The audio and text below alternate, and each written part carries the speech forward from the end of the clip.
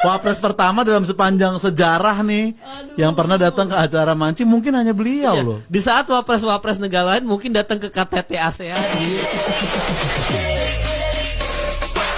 We see this in Gaza, Ukraine, Sudan, and the Sahel, and many other regions where conflicts. Today I stand here with the dream of building a new Nepal, with the fire. Nggak apa-apa. Sekarang mungkin baca teks dulu ya. Siapa tahu nanti terbiasa baca. Well, for me, I feel like it's good. He's clear, like it flows. Waktu berpidato di Afrika itu dia berpidato dengan bahasa Indonesia. Sangat menyedihkan memang bangsa kita ini. Ada orang-orang yang bisa mengambil kesimpulan begitu cepat hanya karena memang mereka itu benci. Cuman masalahnya ini kan kita tinggal di Indonesia. Orang-orang yang membenci dan bukan junjungannya yang ada di pemerintahan, mereka itu bakalan pura-pura budek dan bakalan pura-pura nggak lihat.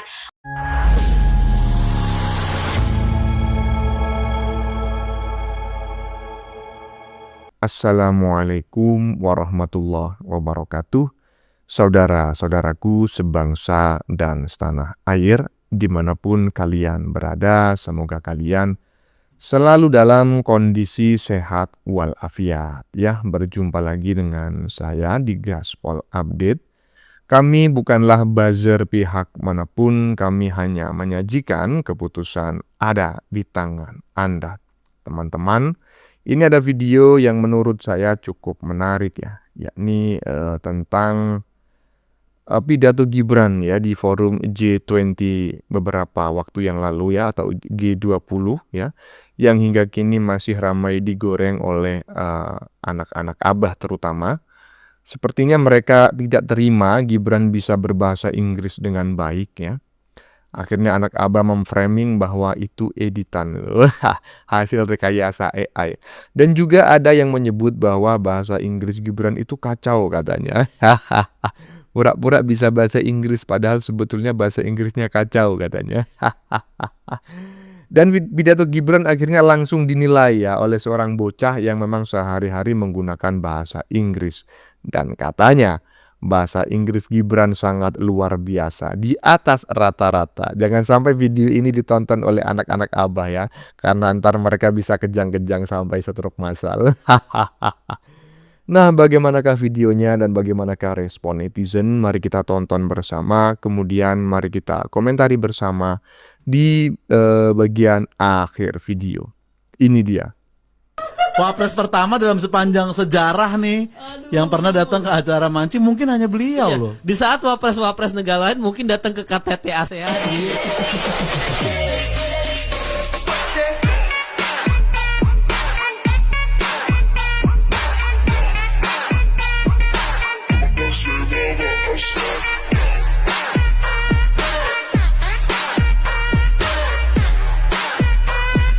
Malu nggak kalian?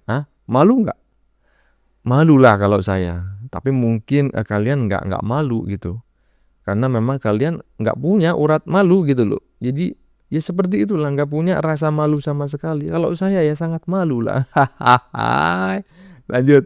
Waktu berpidato di Afrika itu dia berpidato dengan bahasa Indonesia. Bagaimana seseorang di zaman yang secanggih ini bisa percaya bahwa itu adalah hasil editan?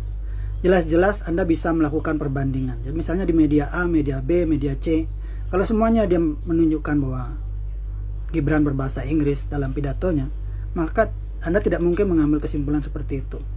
Nah, itulah sebabnya sangat menyedihkan memang bangsa kita ini. Ada orang-orang yang bisa mengambil kesimpulan begitu cepat hanya karena memang mereka itu benci. Jadi pertama karena benci, kedua memang IQ-nya nggak nyampe. Ya itulah kenyataan bahwa kita rata-rata IQ 78 ini yang sangat bermasalah. Makanya kita setiap hari melihat orang-orang yang mempertontonkan kebodohannya tanpa merasa kalau dirinya itu bodoh. Mereka ini sebenarnya ya, mohon maaf ya, IQ-nya rendah. Kemudian mereka melihat sesuatu. Lah ya itu, ngaku cerdas. Kami ini golongan orang-orang cerdas gitu loh. Dari mana ceritanya gitu loh. Membedakan video AI dan video asli aja nggak bisa. Nggak bisa gitu loh. Dan coba bayangin, ya kan? Di forum G20 atau G20 kemudian diedit, gimana ceritanya? Kalau diedit berarti dengan yang ditayangkan oleh media-media mainstream itu nggak sama. Di media-media mainstream menggunakan bahasa Indonesia, tetapi di WA atau di TikTok itu pakai bahasa Inggris. Nah itu baru ya. Kita bisa menilai bahwa itu hasil rekayasa AI, translate ya, menggunakan AI seperti Hagen.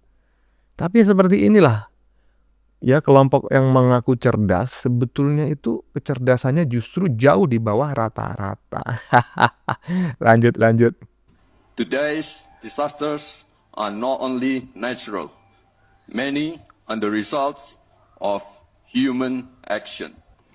We see this in Gaza, Ukraine, Sudan, and the Sahel, and many other regions, where conflicts. Today I stand here with a dream of building a new Nepal, with a fire. Nggak apa-apa. Sekarang mungkin baca teks dulu ya. Siapa tahu nanti terbiasa baca. Nggak masuk akal ini orang.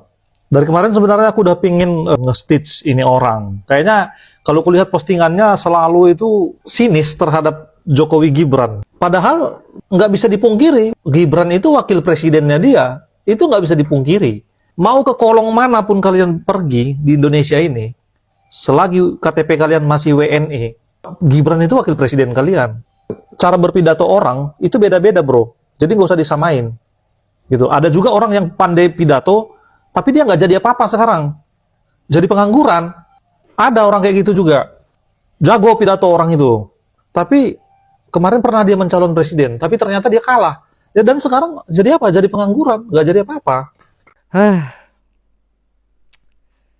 Saya tidak habis pikir teman-teman ya. Ini dulu ya, ini orang ya, netizen barusan. Ini dulu adalah salah satu orang yang mendukung Jokowi.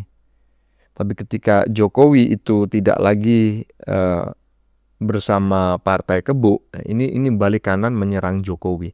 Nah saya heran ya dengan orang-orang seperti itu. Berarti selama ini dia memuji-muji Jokowi itu bukan karena menganggap Jokowi baik, bukan menganggap Jokowi sebagai presiden itu telah menjalankan tugas dengan baik, tapi karena mungkin ya ada ya pundi-pundi yang dia dapatkan dari pihak tertentu sehingga dia memuji Jokowi. Nah ketika Jokowi balik kanan akhirnya dia menyerang balik. Nah ini yang sangat parah menurut saya. Orang-orang seperti inilah yang seharusnya itu dikondisikan ya oleh pemerintah agar tidak menyebarkan hoax gitu loh. Ngapain membanding-bandingkan Gibran dengan aktivis Nepal gitu loh. Karena kebanyakan pemimpin negara dalam pidato kenegaraan itu kebanyakan menggunakan teks ya. Kalau misalnya nggak menggunakan teks ya nggak masalah, berarti sudah sangat menguasai. Tapi ketika menggunakan teks ya juga nggak masalah, banyak kok yang seperti itu ya. Lanjut. Bocah ini kasih penilaian tentang bahasa Inggrisnya Om Wapres Gibran. Warm greetings from President Prabowo to all of you, and also deep appreciation to the government of South Africa for the warm hospitality and excellent arrangement. Actually, I've just arrived maybe an hour ago. It was a long flight, but I'm really happy to see all of you here between the two countries. Both presidents agreed to have visa-free entry. So I think this is a good news for all of you. No more visa. Africa is growing really fast and full of potential. Africa is the future, and Indonesia wants to build that future together with Africa. Thank you. What's your thing for that? Well, for me, I feel like it's good. He's clear, like it flows, and it shows that he doesn't speak English just once in here, but like he used English many times. I mean, a couple of times in many situations. Well, it's just the pronunciation, probably like the and the Yeah, but overall, I think it's great. It shows that he's not a beginner. Jangan sampai ya video yang barusan kita saksikan ditonton oleh anak-anak Abah. Saya khawatir gitu loh, anak-anak Abah pada kejang-kejang. Kalau kejang-kejang habis itu sembuh ya masih alhamdulillah lah ya. Kalau sampai stroke masal gimana? Hah? Atau nggak kejang, nggak stroke, tapi yang dicari racun tikus di warung. Aduh. Lanjut. Sumpah gue nggak mau ketawa sendirian. Jadi Gibran kan baru kunjungan ya ke Australia, terus dia disambut sama tarian Afrika, ya joget-joget gitulah. Ya itulah, bisa dilihat sendiri. Sumpah kalian harus lihat komentar netizen kurang ajar. Dalam hati.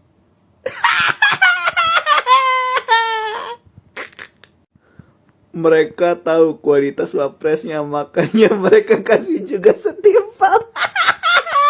Gak apa-apa Mas Gibran, ketawa aja sumpah Mas. Gue juga ketawa, ini tarian apa cok?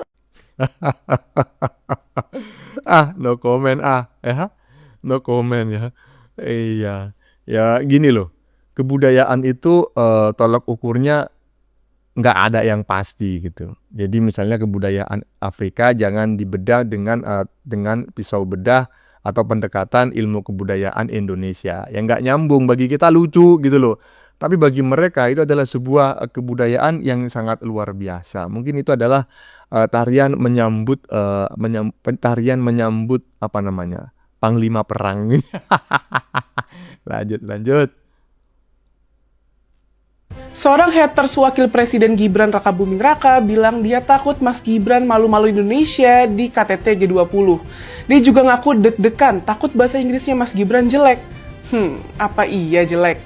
Nama haters itu Didi Leon Rich. Lewat akun TikToknya 22 November lalu, Didi bilang kalau akhirnya Presiden Prabowo memerintahkan Wapres Gibran buat mewakili Indonesia di KTT G20. Tapi masalahnya katanya Gibran yang berangkat, tapi dia yang deg-degan. Semoga aja itu orang gak bikin malu nama Indonesia katanya. Tapi ya buat jaga-jaga kita juga harus siap-siap kalau ternyata itu orang bikin malu nama Indonesia lanjutnya. Didi juga berharap ada satu momen di mana Mas Gibran ngomong pakai bahasa Inggris. Secara dia kan katanya lulusan luar negeri, masa nggak bisa pakai bahasa Inggris, kata Didi. Netizen pun ramai-ramai berkomentar, ngapain deg-degan om? Presiden aja percaya, tulis seorang netizen. Jangan nyepelein orang dong, emang kamu lebih bagus dari Gibran, tulis netizen lain. Beda ya mengkritik sama ngehina, tulis netizen lain. FYI, Mas Gibran resmi ditunjuk mewakili Indonesia di KTT G20 karena Presiden Prabowo nggak hadir. Lokasinya di Johannesburg Expo Center, Afrika Selatan. Acaranya berlangsung tanggal 22 sampai 23 November 2025. Buat yang belum tahu, G20 itu forum antar pemerintah yang terdiri dari 19 negara serta 2 organisasi regional, European Union dan African Union. Forum ini dibuat untuk membahas isu ekonomi global dan kemudian berkembang ke isu yang lebih luas, seperti pembangunan berkelanjutan, perubahan iklim, inovasi teknologi, dan stabilitas keuangan. Puncaknya disebut G20 Summit atau KTT G20, tempat para pemimpin negara bikin komitmen global.